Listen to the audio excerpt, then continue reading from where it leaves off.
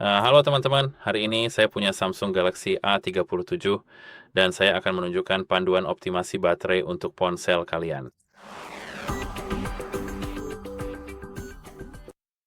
Jadi pertama-tama, buka pengaturan dan mari kita, tunggu sebentar dan kita mulai dengan hal yang paling penting.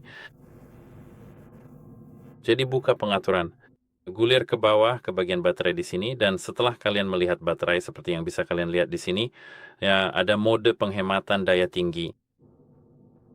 Seperti yang bisa kalian lihat, jika kalian mengaktifkan fitur ini, kecepatan CPU akan dibatasi hingga 70%, tingkat kecerahan layar akan dikurangi, dan fitur Always On Display akan dimatikan. Gunakan fitur ini saat baterai kalian di bawah 30%, atau saat kalian butuh ponsel bertahan seharian, jadi jangan aktifkan fitur ini sepanjang waktu seperti kebanyakan orang. Cukup aktifkan fitur ini saat kalian benar-benar membutuhkannya. Selain itu, jika kalian sudah lama menggunakan ponsel, kalian bisa memilih opsi standar di sini agar pengaturannya otomatis disesuaikan dengan preferensi penggunaan kalian. Selain itu, di sini juga ada perlindungan baterai, ketuk dan pilih opsi basic di sini. Selain fitur keamanan dan perlindungan, aktifkan juga fitur ini di sini dan nyalakan layanan kustomisasi.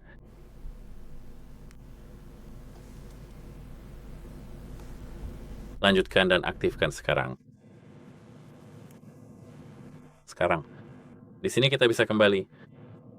Seperti yang bisa kalian lihat, di sini ada aplikasi-aplikasi ini. Jika di sini ada beberapa aplikasi yang tidak kalian gunakan tapi tetap muncul di sini, buka aplikasi tersebut dan aktifkan batasan penggunaan di latar belakang. Ini akan baik untuk kalian dan ponsel kalian.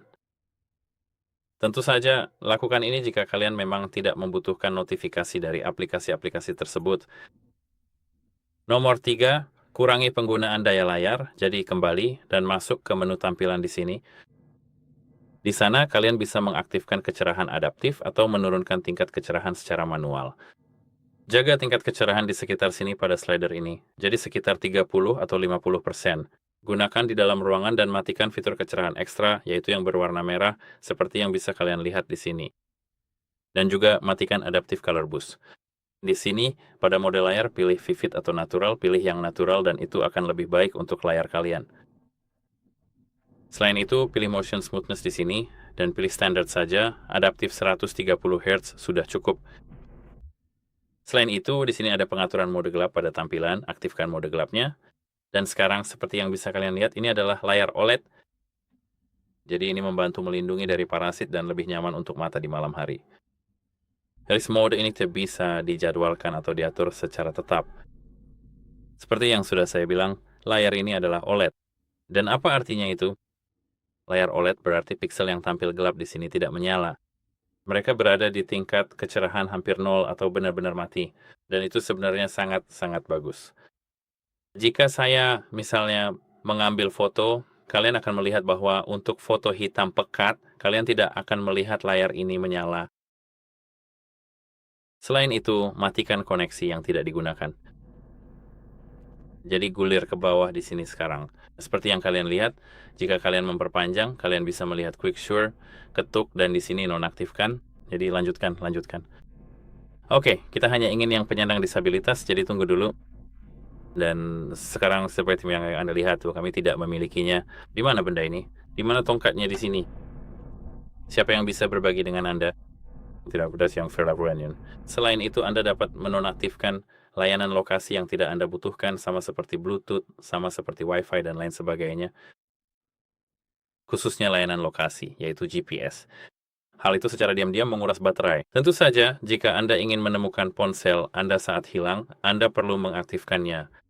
Tapi lakukan hal yang sama juga dengan NFC dan sebagainya. Nomor 6, menurut saya, buka pengaturan dan di sini buka akun Anda. Seperti yang Anda lihat di sini. Mereka memiliki banyak sekali hal seperti keamanan, privasi, beberapa cloud, dan lain-lain. Tapi yang saya ingin Anda lakukan adalah membuka bagian ini di sini. Dan layanan pemerintah Samsung. Dan seperti yang Anda lihat di sini, mereka memiliki tab BXP ini, dan menonaktifkan hal-hal yang sebenarnya tidak Anda butuhkan, seperti misalnya BXP Pen Up,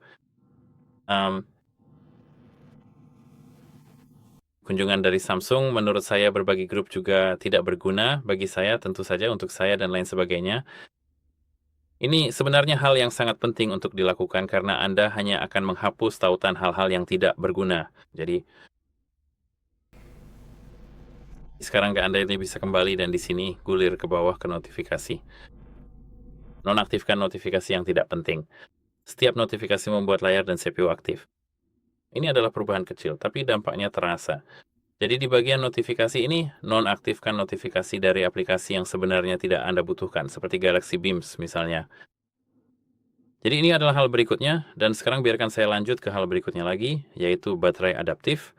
Jadi sekali lagi, buka pengaturan baterai di sini, dan seperti yang Anda lihat, mereka memiliki pengaturan pengisian daya cepat. Nonaktifkan pengisian daya cepat. Seperti yang Anda lihat, karena ini lebih baik untuk masa pakai baterai Anda. Dan sekarang, selain itu, Anda perlu pergi ke batas penggunaan latar belakang dan aktifkan fitur untuk menidurkan aplikasi yang tidak digunakan. Jadi di sini, Anda bisa mengaktifkannya. Dan baterai adaptif yang saya sebutkan tadi ada di sini, ini adalah opsi yang dimaksud. Selain itu, jaga agar penyimpanan Anda tetap bersih.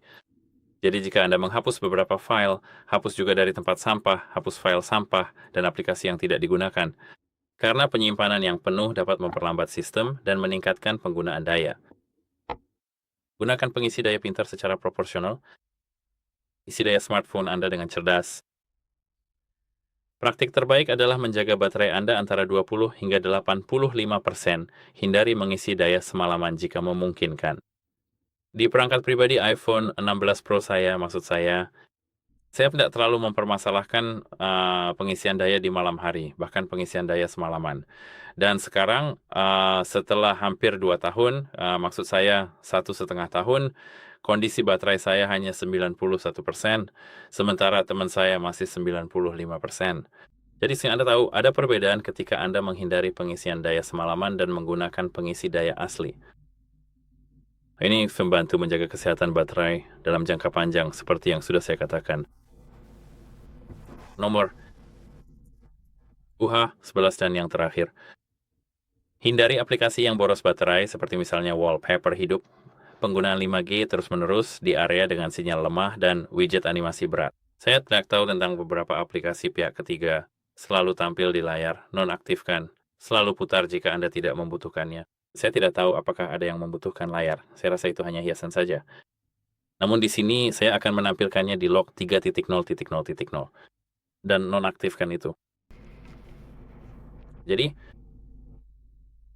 sebenarnya itu yang perlu saya dibahas tentang perangkat ini. Jika Anda memiliki pertanyaan, beritahu saya di bagian komentar di bawah. Dan itu saja. Semoga ini membantu Anda. Dan selamat tinggal.